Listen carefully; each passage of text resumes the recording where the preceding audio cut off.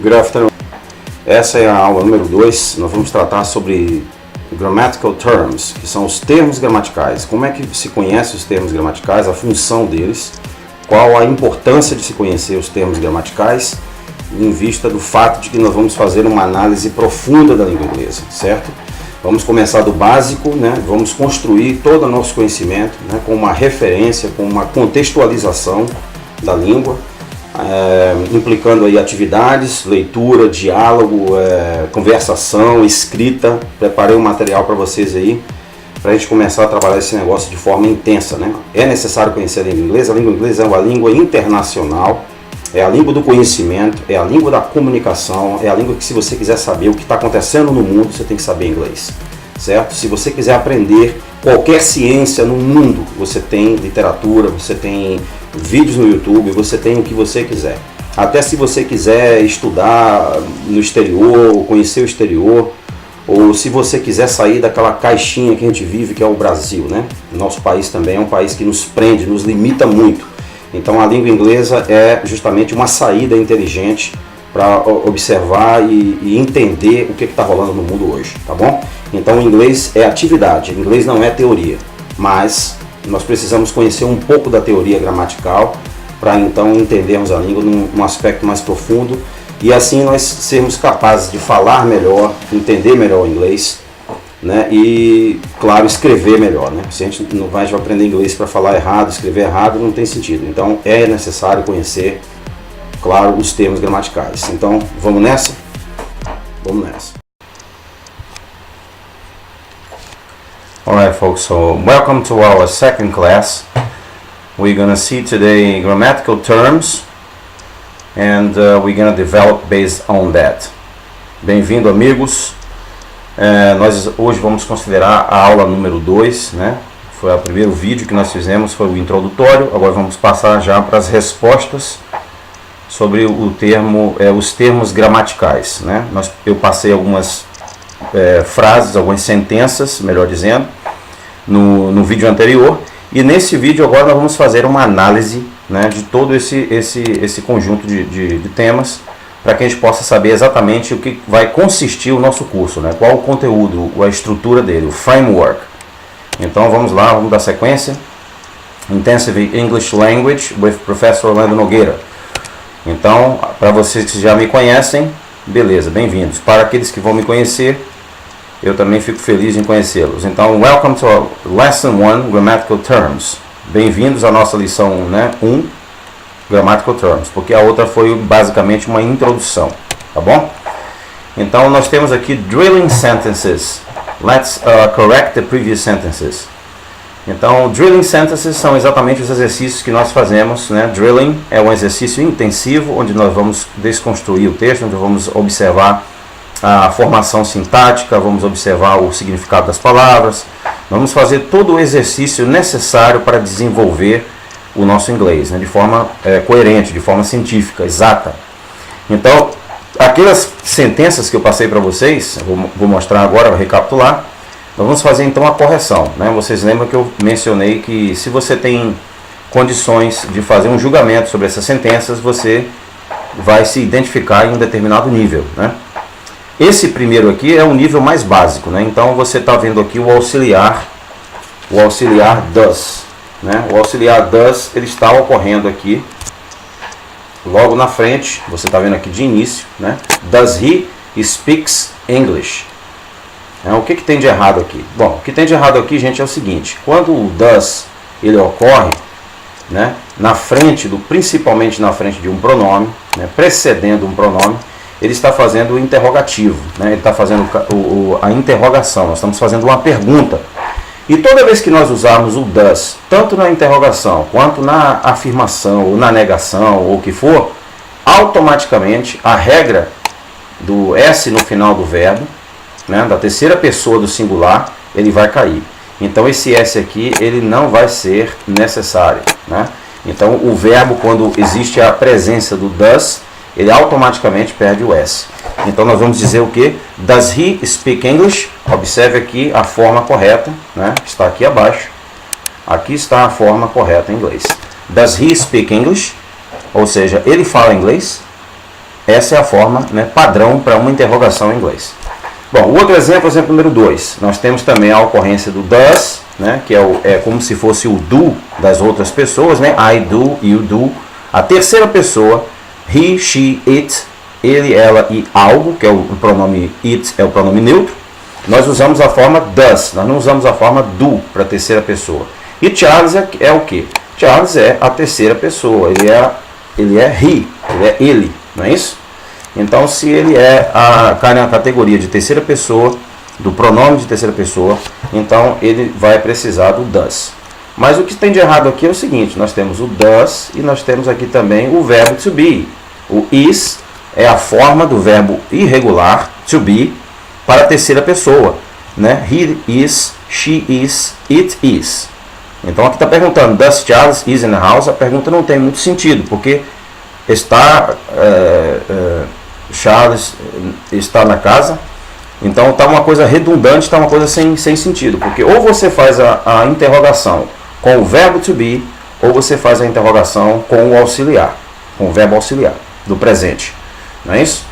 Então, se você está dizendo does Charles in the house, você não está fazendo muito sentido, né? Ela está gramaticalmente incorreta. A forma correta é essa forma aqui, ó. Essa forma logo abaixo. Is Charles in the house? Porque o verbo to be, ele é ser ou estar. Ele tem duas faces, ele é como uma moeda. Ele tem dois sentidos, né? E ser ou estar. Não é isso? O Shakespeare já dizia, né? Ser ou não ser, eis a questão. Se você não é, você está, né? É um estado temporário. Mas se você é, então você é uma constante, você não é uma variável.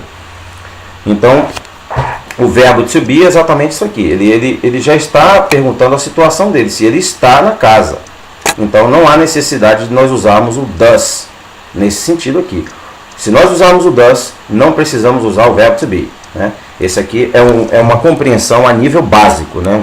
Se você já sabe disso, parabéns. Então, você já está legal no nível básico. Bom, aqui nós temos mais ou menos uma revisão, né, geral do que está acontecendo, né? Aqui eu gostaria de destacar para vocês que toda a sentença que eu colocar nesse nosso curso, iniciando agora, na primeira aula, toda a sentença que eu colocar um asterisco, ela quer dizer exatamente isso aqui, gente. Ó. Ela quer dizer que os asterisks indicate ungrammatical constructions.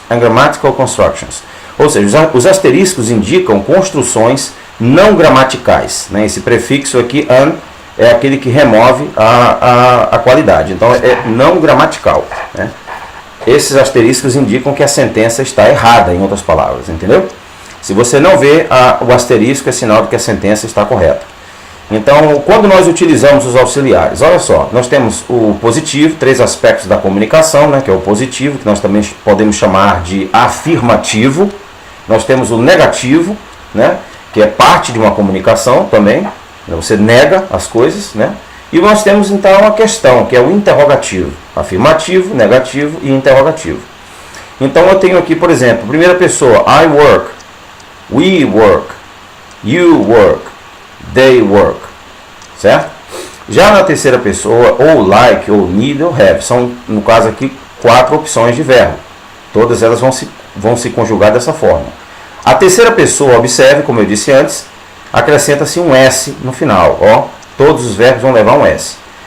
Exceto no caso em que ocorre o does. Se o does ocorre, como você vê aqui, ó, na interrogação da terceira pessoa do singular, quando ocorre o does ou o doesn't, que é a negação, o verbo volta para o seu estado normal. Ó, have. Se eu dissesse isso aqui como uma afirmação, eu ia dizer she has. Mas como eu estou usando o does, vai ficar does she have. Entendeu?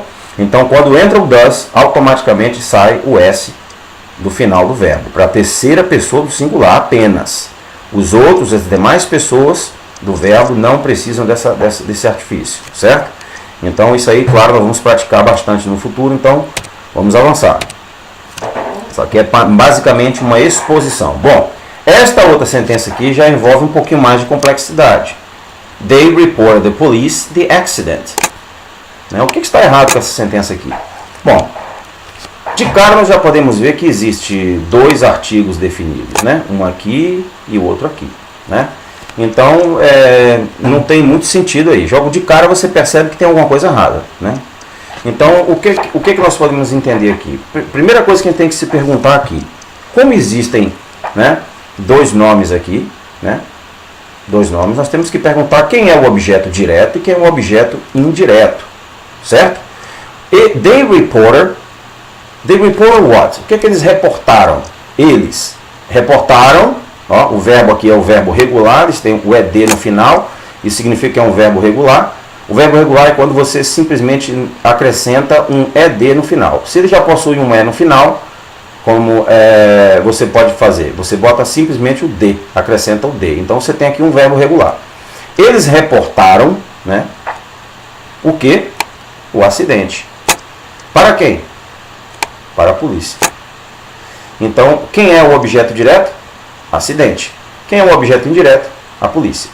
O objeto indireto é aquele que recebe a ação final, né? É aquele que, em prol do qual o objeto direto vai atingir, vai afetar, não é isso? O acidente aqui vai finalmente afetar a polícia, porque agora a polícia vai ter que investigar para descobrir o que aconteceu, né? São a autoridade responsável nesse sentido. Então, a forma correta dessa sentença não é essa primeira forma, que está errada, mas sim a segunda maneira, a segunda construção. They reported the accident to police, né? Então nós temos aqui a preposição to, que é muito importante. Nós vamos observar em frases preposicionais, no capítulo sobre frases preposicionais, nós vamos observar a importância dessa preposição, porque ela indica, quase que invariavelmente, ela indica o objeto indireto. Valeu? Então aí está a forma correta das sentenças que eu passei na última apresentação, no último vídeo, né? Então vamos dar sequência? Vamos lá. A correção agora da última parte, não é? A correção das sentenças abaixo. He is having a book. O que está de errado aqui com essa sentença? Foi essa pergunta que eu fiz, né? Se você consegue identificar o que tem de errado com essa sentença, você já está em caminho para avançado, de intermediário para avançado. Se você conseguir discernir o que tem de errado aqui, com certeza você já pode se considerar como nível intermediário a avançado. Por quê? Porque bem poucas pessoas vão saber, principalmente nos níveis básicos, né, do inglês, beginners level, eles vão saber que isso aqui é um verbo estativo. O verbo have é um verbo estativo. O que é um verbo estativo?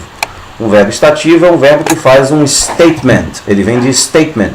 Ele faz uma declaração sobre aquele elemento, sobre aquela pessoa. Ele faz uma predicação sobre aquela pessoa. Então, a pessoa aqui é ele, terceira pessoa do singular, he, his. Ó. He's having a book. Qual o problema com essa construção? Bom, o problema com essa construção é que quando você usa verbos estativos, você não pode usar o presente contínuo ou o passado contínuo. Aqui está, ó, apenas verbos dinâmicos, dynamic verbs, have present, progressive and past progressive. Apenas verbos que são dinâmicos, podem ter o presente contínuo, né? o presente contínuo e o passado contínuo, certo? Ou seja, progressivo, contínuo progressivo. A gente pode chamar das duas formas. Então, he is having a book está errado, porque esse verbo é um verbo estativo. Agora observe como que um verbo dinâmico já faz mais sentido. Olha aqui, ó. Esse é um verbo dinâmico, write. Por que write, né, é um verbo que pode ser considerado como dinâmico? Por quê? Porque para escrever envolve o quê? Um dinamismo, envolve uma atividade dinâmica. Você vai escrever, você vai gastar energia, você vai fazer uma atividade que é considerada dinâmica, certo? Enquanto que ter não é necessariamente uma atividade dinâmica. Ter é uma coisa interna, é uma coisa pessoal, né?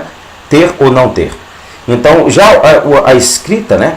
Write, é uma atividade que envolve uma despreender energia, né? Física. Então, você está fazendo uma atividade dinâmica. Então, no caso dos verbos dinâmicos, aí nós podemos realmente escrever o presente progressivo e o passado progressivo. Isso bem poucas pessoas sabem, isso é uma coisa que é mais para o nível final do nível intermediário para o nível avançado. Então, algumas pessoas, por não saberem disso, cometem esse tipo de gafe aqui, esse tipo de erro. He's having a book. Outro exemplo, she was knowing the man. Observe que aqui está no presente. He is having the book, né? Ele está tendo um livro, e ela estava conhecendo o homem. Ó. Outro verbo estativo, conhecer. Conhecer não envolve necessariamente alguma atividade dinâmica, né? Ele já é um processo interno, é um processo de elaboração interna, né? De reflexão, uma participação é muito subjetivo, é muito da pessoa. Você pode conhecer ou não conhecer. Você não tem que fazer nenhuma atividade para isso. Claro que o conhecimento se adquire com trabalho, mas o conhecer em si, é isso que nós estamos discutindo aqui. O conhecer em si não é uma atividade dinâmica. Você conhece, acabou. Você não fez nenhum trabalho, você simplesmente sabe. Então, nós temos aqui o quê? Um verbo, agora, estativo, outro verbo estativo. Então ele não pode ter nem o presente progressivo e nem pode ter o passado progressivo, porque ele é um verbo estativo. Lembrando, apenas verbos dinâmicos podem ter o presente progressivo e o passado progressivo. Vamos observar agora um verbo dinâmico. Por exemplo, greet. Assim como escrever writing, greet, to greet someone, é um verbo que envolve uma atividade dinâmica, porque greet significa apresentar-se ou ser apresentado a uma pessoa, cumprimentar uma pessoa. She is greeting the man. Ela está cumprimentando o homem. Então é um verbo que envolve uma atividade dinâmica, porque, por exemplo, você está sentado, você tem que se levantar, apertar a mão da pessoa, abraçá-lo, ou de acordo com a cultura, beijá-lo ou beijá-la e assim por diante, né? Cada cultura tem uma forma de introdução. Então, greeting é, com certeza, um verbo que envolve uma atividade dinâmica. Então, se ele envolve uma atividade dinâmica, ele vai ter o presente, sim, ele vai ter o presente progressivo, como está aqui, presente progressivo, e vai ter também a forma do passado progressivo, o que não é o caso do verbo estativo. O verbo estativo não pode ter essa construção do presente progressivo ou do passado progressivo, mas pode sim o verbo que é considerado dinâmico aqui. Ó. Esse é um verbo dinâmico, não é isso? She was greeting the man. Bom, nós vamos ver, claro, mais exemplos disso aí. Nós vamos estudar isso aí, escrutinar todos esses aspectos, como eu disse para vocês, através de diálogos, através de escrita, né? E através de leituras. Nós vamos conseguir explicar toda essa questão para nós mesmos, que é o chamado processo implícito, né? Você vai adquirir essa capacidade de implicitamente entender o que está acontecendo com a gramática do inglês, da língua inglesa. Mas você não vai poder chegar a essa reflexão implícita se você não tiver um processo explícito, que é o que eu estou fazendo. Esse processo que eu estou fazendo é considerado um processo explícito, porque eu estou explicitando, estou explicando o detalhe da gramática, que é o que muitos cursos, né, não valorizam mais, como a gente observou na teoria do Stephen Krashen. Né? Nós vamos falar mais sobre isso. Esse assunto ainda não está totalmente superado. Nós vamos falar mais sobre esse assunto, tá bom? Então, aqui nós temos o último exemplo, que é o exemplo 6. Né? If I would have seen her, I would have said hello. O que tem de errado com isso aqui? Bom, o erro está justamente aqui, minha gente. Olha, isso aqui é um condicional contrafatual. If é um condicional contrafatual. O que significa isso? Significa que se houvesse, se acontecesse, se fosse o caso, não foi o caso, né? If I would have seen her, ele não viu a pessoa, né? A tradução seria, se eu a tivesse visto, né? Eu teria cumprimentado. Mas esse would, ele não pega, ele não casa com o if, né? Nesse sentido aqui, por quê? Porque ele teria que ter a oportunidade de realmente vê-la ou não. Então eu tenho que usar o verbo no estado perfeito. Ó, eu tenho que usar o verbo nessa forma aqui, ó. If I had seen her, ó, se eu a tivesse visto. Então eu tenho que colocar o verbo no passado, tenho que colocar o verbo no estado perfeito para fazer sentido, porque senão não tem sentido. Como é que você vai colocar um condicional com um condicional contrafatual? A sentença vai ficar sem sentido.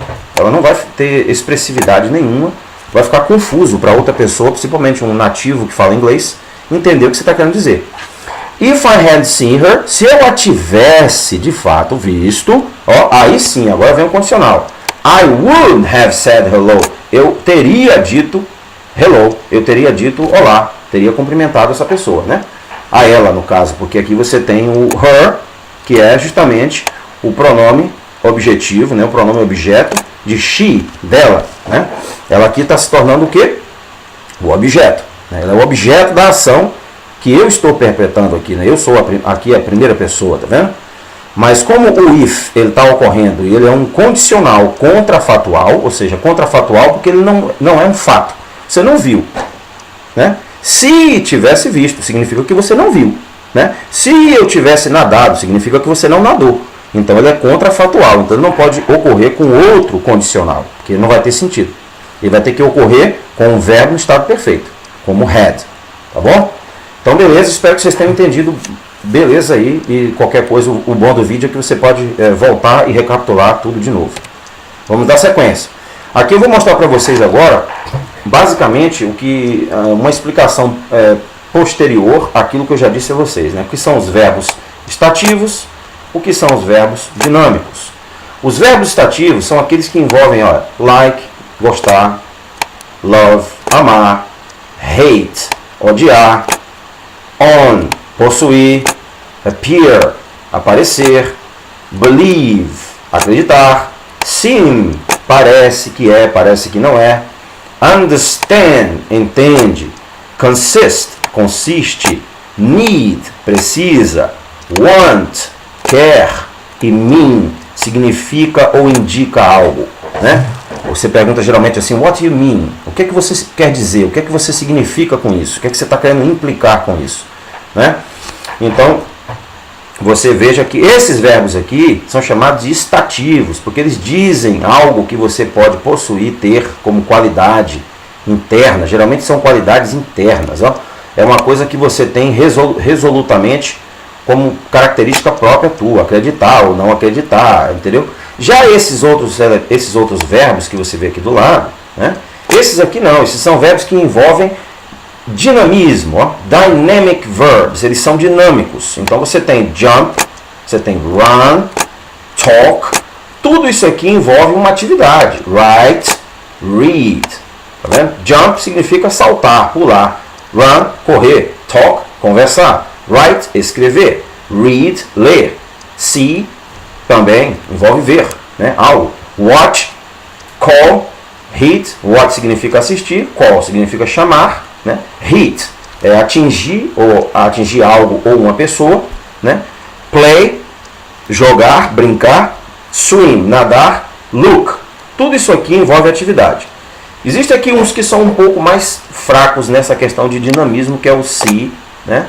E o look. Mas mesmo assim, dependendo do contexto, da forma que se constrói a sentença, né? Nós vamos aprender que existem várias formas de construir, né, uma sentença. Não é isso?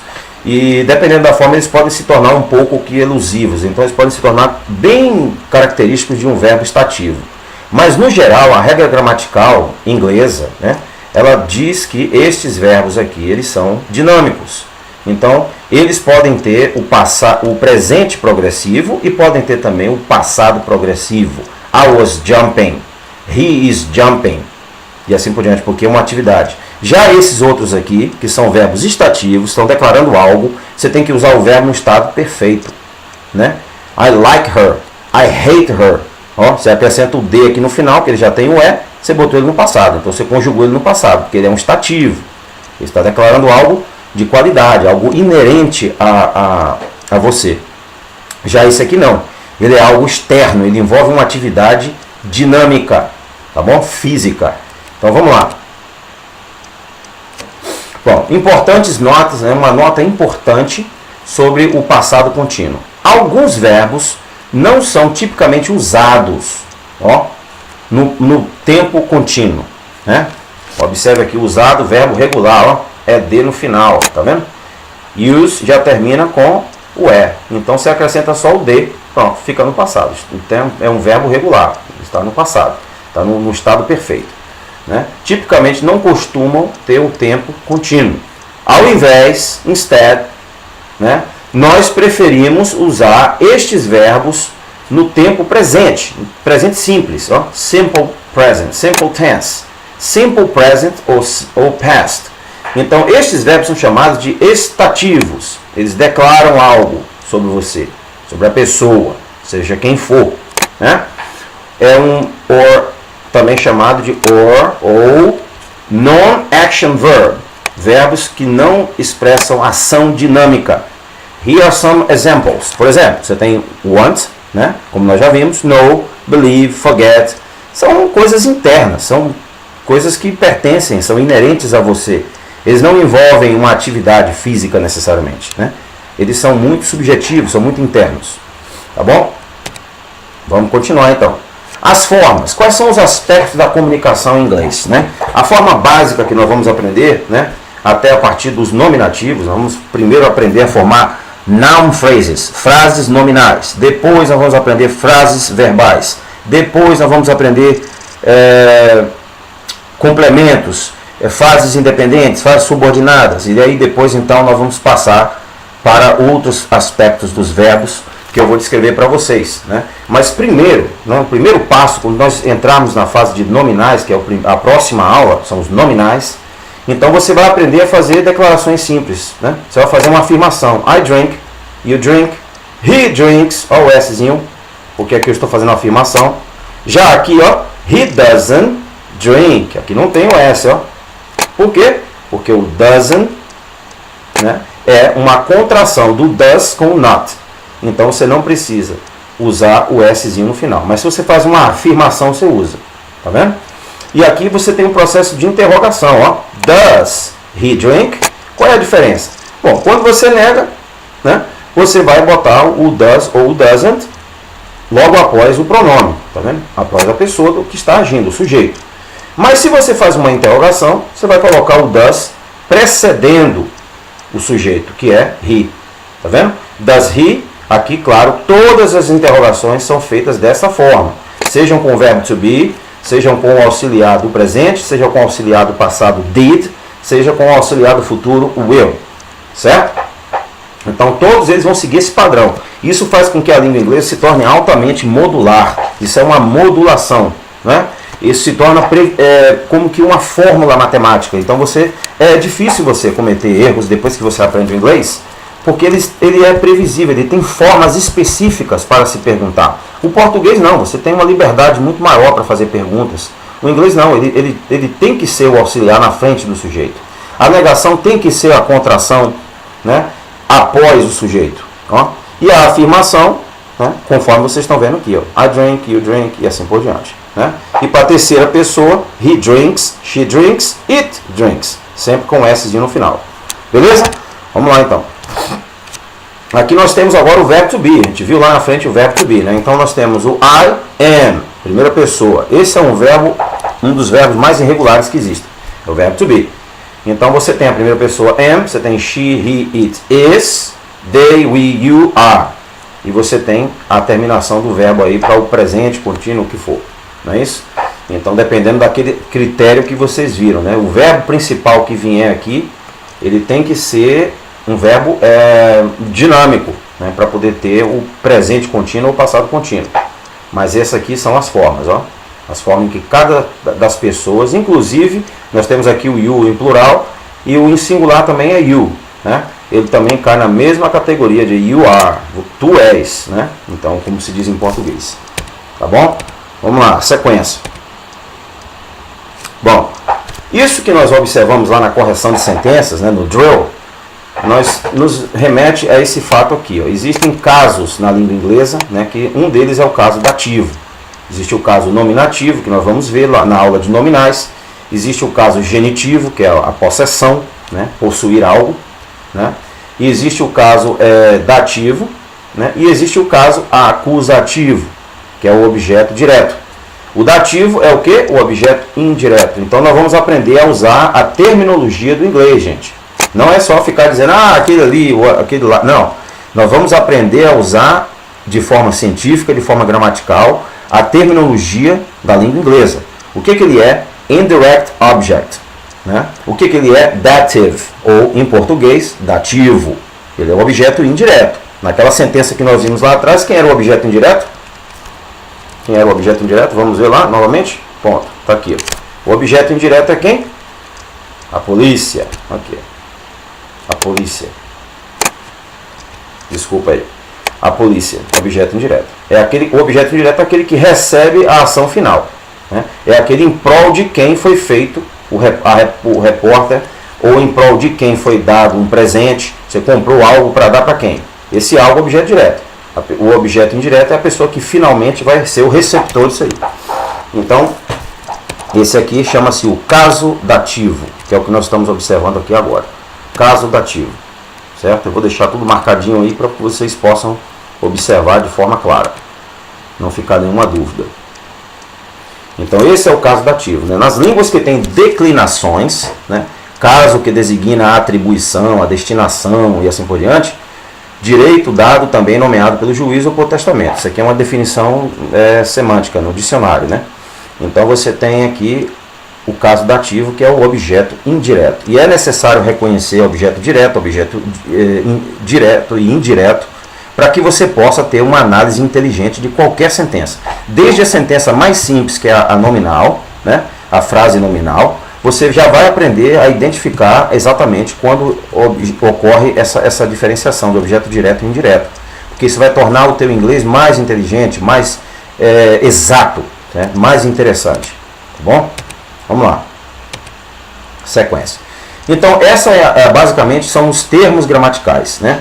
Entre outros termos gramaticais, que também nós iremos saber na frente, eu sempre vou colocar um desafiozinho no final de cada aula, a partir da próxima aula. Eu vou colocar sentenças que nós estudamos, né? E vocês vão ter o trabalho de reconhecer onde é que está o erro. Então, o que são, por exemplo, phrases em inglês? O que são noun phrases? O que são pronominal modifiers? O que são verb phrases? Auxiliary verbs? Transitive and intransitive verbs. Ergative verb. O que é um verbo ergativo? Ó, tudo isso nós vamos saber. Stative versus dynamic verbs. Esse a gente já olhou aqui mais ou menos, a introdução. Verbos estativos versus verbos dinâmicos. Phrasal and prepositional verbs. Verbos preposicionais e frasais. E clauses, cláusulas. O que são uma cláusula? O que é uma cláusula independente? O que é uma cláusula subordinada? Tudo isso nós vamos aprender em inglês, tudo isso nós vamos exercitar. E na partir da primeira lição, que são os nominais, nós vamos aprender já a usar um recurso da Cambridge, que é um site que eu vou passar para vocês, que vai incluir nesse curso aqui, né, juntamente com outro site que vai fazer a leitura para a gente, com os áudios e com os textos para a gente ler, né, com o inglês britânico. Eu vou dar preferência ao inglês britânico, embora a gente vai estudar também a pronúncia americana, claro. Eu vivi 25 anos nos Estados Unidos, então eu tenho que considerar também os dois, eu tenho que ter respeito pelos dois, né? Porque os Estados Unidos é uma colônia inglesa, então a gente tem que ter a consideração pelos dois ingleses, que são os mais, né, conhecidos no mundo. Então nós vamos passar agora para delinear quais são exatamente, né, os grammatical terms. São esses aqui, esses elementos aqui são os grammatical terms. Você tem o noun, que é o substantivo em português, né, o nome. Verb, que são os verbos. Adverbs, advérbios. Adjective, adjetivos. Preposition, praticamente estão auto-esclarecidos, né? Conjunctions, conjunções. Nominal, que é o numeral. E o pronoun, que é o pronome. Então, isso aqui tudo, gente, ó, forma, né, o bojo, a estrutura da gramática inglesa, né, assim como também da gramática portuguesa. Então, ao revermos todos esses aspectos aqui em inglês, nós vamos automaticamente acabar revendo também em português. Então, serve até de ajuda, certo? Para a gente corrigir ou para a gente ver a diferença que existe basicamente entre o inglês e o português. Não é isso? Então, nós vamos observar tudo isso aqui a partir do curso inteiro. O curso terá 26 vídeos, né? Possivelmente mais um ou dois vídeos entre os principais, onde eu vou passar exercícios, né, e atividades baseados naqueles 3 metodologias que eu mostrei para vocês na primeira introdução, que nós vamos revisar aqui de novo, que é o Communicative Language Teaching, que é o ensino da língua comunicativa, que é o diálogo, você se virar, né, para produzir o output, para você colocar para fora o que você conhece, o que você consegue processar da língua, e o input, que é aquilo que eu vou passar para vocês, que é aquilo que eu vou transmitir para vocês. Então, é esses dois processos que vão gerar um conhecimento sólido da língua. E aí nós vamos saber também sobre o Grammar in Context, que é a gramática em contexto. Nós vamos saber o contexto da gramática, né? Nós vamos saber a formação sintática, semântica e a morfologia, nós vamos saber tudo isso aí. Nós vamos estudar tudo, porque é necessário estudar isso aí tudo se você quer de fato escrever inglês de forma correta ou falar inglês de forma correta, né? Existem muitas pessoas que estão falando inglês incorreto e nem se apercebem disso, né? Então é necessário fazer uma correção, é necessário corrigir. E é possível, como nós vamos ver, não é um trabalho impossível, tá bom? Então aqui nós temos o Text-Based Syllables. Nós vamos basicamente fazer o quê? Nós vamos construir o contexto de um texto, né? Nós vamos ter um texto que nós vamos analisar, certo? Então nós vamos fazer agora o quê? A construção do contexto, ó. Depois nós vamos modelar e desconstruir o texto, né? Nós vamos escrutinar esse texto, os seus elementos mais básicos, né? O que são pronomes, o que são verbos ergativos, o que é um verbo modal, o que esse verbo modal está indicando. Então nós vamos conhecer o texto de forma precisa, de forma minuciosa. Isso é o que enriquece o inglês, gente. Não basta só ler um texto e passar para o próximo, ir para o próximo, você não entendeu o que você leu. É necessário sim aproveitar ao máximo um extrato pequeno de texto e fazer esse processo que nós vamos fazer aqui, ó. É um ciclo de atividades. Finalmente, vamos aqui, ó, Joint Construction of the Text. Vamos fazer uma construção conjunta do texto, juntos, não é isso? Vamos fazer também uma construção independente do texto. Isso aqui vai ficar a par do aluno, fazer isso aqui, para a gente então fazer uma comparação, certo? E aí então finalmente nós vamos linkar os textos relacionados, certo? Vamos fazer uma construção independente, depois vamos relacionar eles, e aí finalmente nós temos o objetivo que iniciamos aqui, que é construir o contexto para o texto, certo? Então essa é uma atividade muito interessante e que eu uso isso na sala de aula, né? Eu dou aula lá no meu curso e eu tenho esse mesmo procedimento aqui para vocês aprenderem, né? Que se baseia nas 3 teorias principais.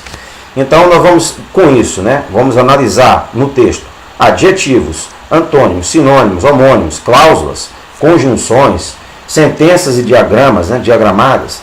Etimologia, isso aqui é uma coisa importantíssima que já se perdeu. Isso aqui vai entrar na área de semântica, de significado histórico da língua, o etmos da palavra, né, a origem dele. Você não pode saber o que uma palavra significa se você não sabe a origem dessa palavra. Por exemplo, vou dar um exemplo para vocês. Aqui nós temos no Brasil, o Brasil é um país laico. A maioria das pessoas não sabe realmente de onde vem essa palavra, de que língua vem essa palavra laico, né? E o que ela significava historicamente, né? Quando você é um linguista, quando você faz um trabalho mais profissional sobre línguas, você vai fazer o quê? Você vai buscar o etmo da palavra, a origem dela, como ela é usada lá no passado. Essa é uma palavra, né, laicos, né, que vem do grego e que significa uma pessoa despossuída, uma pessoa que não tem propriedade, não tem terra, ou basicamente um escravo. Então, hoje nós já temos uma acepção dessa língua que foi modernizada, mas que perdeu o sentido etimológico. Então, é necessário sim conhecermos a herança, né? A herança daquela palavra, para nós sabermos exatamente o que ela significa na fonte, certo? Não o que foi atribuído posteriormente. Então, etimologia. Aí vamos saber advérbios, a capitalização, por exemplo, a primeira pessoa do verbo I sempre é capitalizado, não importa onde ele ocorra na sentença, se é no início, se é no meio, se é no final, ele sempre vai ser, a não ser que ele seja objeto, aí ele vai se tornar o me. Mas quando ele ocorre da forma como ele é, né, por si mesmo, ele sempre é capitalizado, ou seja, a letras maiúsculas, certo? Uma letra maiúscula, nunca com letra minúscula. Vamos saber o que são os columns, são os 2 pontos, como utilizá-los para formar parágrafos. Vamos saber as contrações. Vamos saber também sobre diálogos, né? He said, she said, paraná, paraná. E nós vamos começar então a distribuir, né, o que significam, né, essas colocações no diálogo. Vamos desenvolver a prática do diálogo, que isso é muito importante, é uma prática que os antigos gregos possuíam e que hoje em dia já não existe mais conceito e nem prática, porque as pessoas já não conseguem dialogar, né? É muito difícil você encontrar pessoas que conseguem fazer um diálogo. Então, gente, isso aqui é basicamente ressuscitar toda a cultura que está por trás da comunicação, da língua, desde os antigos gregos, que foram os nossos pais, né? Os nossos pais na questão de cultura, em questão de língua, em questão de ciência, de conhecimento, certo? Não tem como fugir, né? Nós somos gregos com amnésia, ou seja, nós esquecemos que nós somos gregos. Toda a nossa arquitetura se baseia nos gregos, todo o nosso conhecimento científico vem da Grécia, certo? Então, Essa é uma prática muito grande na antiga Grécia, que é o diálogo, e nós vamos saber o que é um diálogo, vamos saber exatamente como praticar isso. Os hífens e os dashes, que são os traços e os hífens, certo? Os traços e os hífens. Nós vamos saber também quando entra um, quando entra o outro, quais são os casos, a gente vai aprender tudo isso, certo? Tudo isso através da aula inteira. Bom, revisando aqui, basicamente, o que nós aprendemos na aula passada? Communicative Language Teaching. Esse é o primeiro método que nós vamos empregar. É isso? A comunicação já desde o very beginning, desde o princípio, do próprio princípio. Nós vamos aprender vamos ser encorajados, encouraged from the very beginning, desde o princípio, a se comunicar, fazer attempts, tentativas de se comunicar. Não quer dizer que nós vamos conseguir se comunicar. O objetivo desse método aqui não é que você consiga se comunicar de forma excelente, de forma gramaticalmente correta e assim por diante. Não. É que você aprenda a se desenvolver. Isso aqui é uma atividade psicológica. Lembre-se, você vai aprender inglês para falar em público, porque você vai falar com outras pessoas, seja no trabalho, seja na academia, na universidade, seja onde for. Você quer isso, você não quer inglês para ficar na mente. Você quer inglês para botar em dinamismo, em prática. Então, psicologicamente, você tem que começar a desenvolver diálogo desde a primeira lição, certo? Desde a primeira aula. Para que você, ao final do curso, já tenha adquirido a confiança de falar em público. É isso que acontece com muitos cursos, eles não praticam isso aquilo desde o princípio, né? Então, algumas pessoas, mesmo estudando anos, não conseguem ainda ter um diálogo significativo em inglês, certo? Então, nós vamos fazer também o uso judicioso da língua nativa, que é o português, no caso, uma vez ou outra. Is accepted, é aceitado, quando possível, quando plausível, feasible, certo? Quando for possível, quando não tiver jeito, a gente vai botar uma coisinha em português, né? Mas o nosso foco vai ser a língua inglesa. E aí nós vamos fazer também tradução, translation, né? Vamos aprender de onde vem essa palavra também, qual a origem dela, o que significa uma tradução. Talvez a gente entendendo o conceito por trás de tradução, nós vamos saber que nós não podemos ser exatos. Se você depende de traduções, você está sendo traído, você está sendo enganado, porque as traduções nunca vão conseguir ser perfeitas, certo?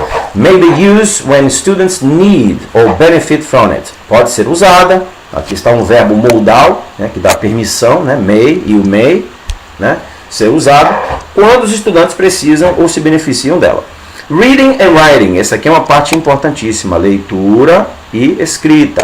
Claro que essa leitura e essa escrita, no início, vão ser textos extratos, vão ser coisas pequenas. Eu vou mostrar para vocês na próxima aula o site em que nós vamos usar para adquirirmos os textos e os áudios. Vou ensinar vocês como fazer para baixar tudo e fazer tudo direitinho. E Target Linguistic System, quer dizer, o nosso target, nosso alvo, é o quê? É o sistema linguístico da inglês, não é isso? Da língua inglesa, do inglês. Então o nosso alvo não é o português, nosso alvo é o inglês. Então eu já vou começar a falar inglês com vocês livremente, claro, em cada caso, né, em casos específicos. Nos casos em que eu vou falar exclusivamente em inglês, eu vou colocar no vídeo a legenda, para que você possa entender. Mas que você se exponha ao inglês o máximo possível. Senão você não vai conseguir dominar essa língua, não vai conseguir aprender, né? Through the process of struggling, através do processo de lutar, struggling, struggle é uma luta, é uma batalha. Então, a vida é uma batalha. Então, você não pode esperar aprender uma língua, gente, sentado no sofá ou, né, olhando para o sol. Não tem como. Você tem que lutar, você tem que se esforçar. É uma batalha, né? E aqui está o struggling to communicate, lutar para se comunicar. Imagina que você está na Times Square em Nova York. E você precisa tomar um café, você precisa ir ao banheiro, você precisa pegar um ônibus, você precisa pegar um táxi. Como é que você vai fazer? Não tem ninguém que possa te ajudar, ninguém que entende português. No máximo vai ter uma pessoa que entende espanhol, né? Mas como é que você vai fazer para se comunicar? Você tem que fazer o quê? You have to struggle. Você tem que lutar, certo? Você tem que lutar para se comunicar. Então é isso que nós vamos desenvolver. É a capacidade de sobrevivência, não é isso? De falar inglês e falar com confiança, beleza? Aqui também nós temos a outra metodologia que nós vamos usar, que é Grammar Teaching. Teaching Grammar. Nós vamos usar o processo explícito para explicar o que é um pronome, o que é uma frase, o que é uma frase nominal, o que é um modificador pré-nominal, o que é uma frase verbal, o que é uma forma verbal, quais são as formas verbais, o que são verbos auxiliares, transitivo, intransitivo, né? O que é um verbo ergativo com par, um verbo ergativo sem par?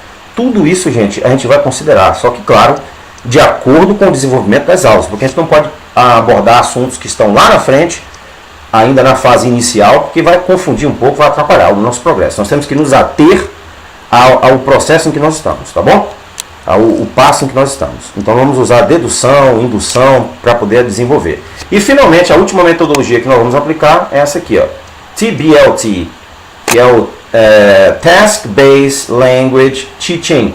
É o ensino de língua baseado em tarefas, baseado em exercícios, que são lições, materiais, né, que devem prover o esqueleto, a estrutura, ó, the framework, tá vendo?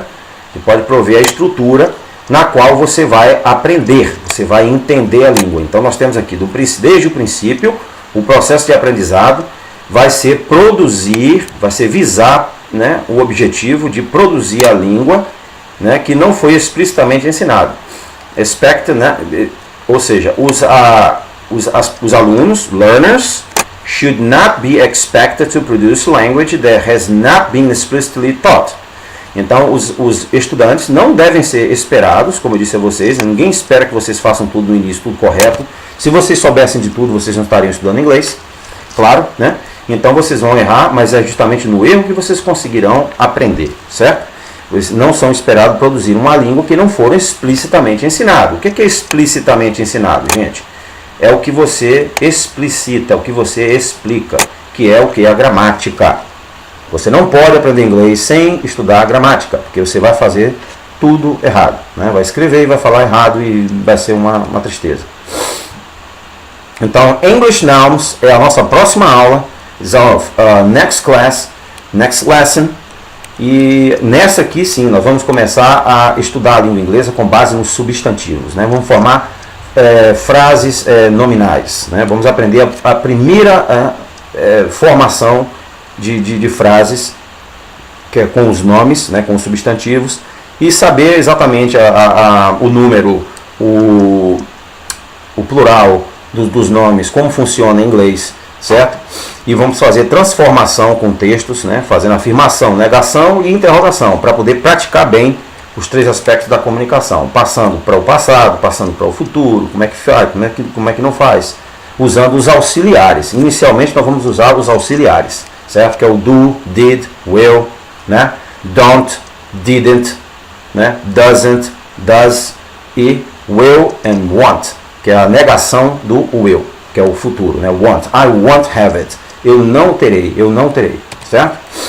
Aqui nós temos então uma demonstração básica do que vocês vão passar. Nós temos aqui os nominativos que descrevem pessoas, lugares, coisas, ideias, tá vendo? Nós temos eles divididos em comuns, próprios, coletivos e concretos, né, que são aqueles que você come, você bebe, né, concretos. Nós vamos ter os compostos, que tem dois nomes juntos, e nós vamos ter o gerúndio. Interessante que no gerúndio tem uma particularidade na língua inglesa. O gerúndio não é necessariamente o presente contínuo, né? Não é necessariamente presente contínuo. Ele pode ser presente contínuo e não ser gerúndio. Em inglês, o gerúndio é quando o presente contínuo se torna sujeito. Por exemplo, voting is a necessary step in order to hold elections. Então, votar é um passo necessário para se obter eleições. Então, votar, voting, está no presente contínuo. Mas por que ele é chamado de gerúndio? Porque ele é o sujeito dessa sentença, gente. Ele é o sujeito, né? É ele que está sendo ali o foco de tudo. Ele que está sendo o perpetrador da ação. Ele que está resultando na eleição. Então, ele é o sujeito. Então, nesse caso, ele é tecnicamente considerado gerúndio. Fora isso aí, ele é considerado como presente progressivo, como nós vimos lá no passado, né? Então, outra coisa interessante que vocês vão ter que desenvolver é learn to lead effective communication. Vocês vão ter que ter disciplina, vocês vão ter que ter um caderninho do lado, vocês vão ter que escrever os exemplos, vocês vão ter que praticar os exercícios que eu vou passar, se enganjar no diálogo, na leitura, porque senão vocês não vão conseguir fazer esse trabalho. Esse trabalho que eu estou desenvolvendo, gente, é uma experiência já de mais ou menos 30 anos mais ou menos, né? De conhecimento da língua inglesa, de estudo, né, lá nos Estados Unidos, em Nova York, onde eu morei, e eu acumulei muito material, muita experiência nessa questão. Então eu vou passar para vocês o melhor que eu puder. Então eu quero que vocês também passem para mim o melhor que vocês puderem. Nada de negócio, né? Você pode reservar um tempo durante o dia, 30 minutos no máximo, tá bom. Você não precisa também ficar estudando o dia todo, claro, né? Porque você tem outras coisas para fazer. Mas se você levar isso aqui devagarzinho, como você tem os vídeos já arquivados no meu canal, você vai ter acesso a eles a hora que você quiser, certo? Então você tem que aprender a liderar uma comunicação efetiva. Você tem que ter atitude, você tem que ter determinação, porque senão você não vai conseguir se desenvolver, né? Não existe método que possa ensinar uma pessoa que não tem disposição, certo? Então aqui nós temos a leitura, né, que vai ser necessário fazer leitura. Nós vamos ter a comunicação, que vai ser importantíssima, né, aprendermos a falar as nossas ideias, a transmitir os nossos pensamentos, a fazer críticas, a fazer afirmações, a fazer negações e assim por diante, né? E vamos usar também bastante a música, né? Vamos usar a música com lyrics, que são as letras, para que a gente possa se desenvolver. Tudo dentro de um contexto organizado, que eu vou passar para vocês, certo? Então, isso tudo vai formar o ciclo total de atividades que nós vamos ter. Nós vamos ter que ter um controle, né, sobre a nossa atividade para que a gente possa se desenvolver. Eu espero que vocês se inspirem nessa ideia, inspirem na ideia, tenham uma ideia inspiradora, né, se inspirem nessa ideia e passem realmente a participar desse curso. Vai ser um prazer para mim. E I'll see you all next time. Next lesson is nouns and noun phrases. Tá vendo? Nomes e frases nominais. É a próxima lição, tá bom? Intensive English Language with Professor Orlando Nogueira. See you all. Bye bye.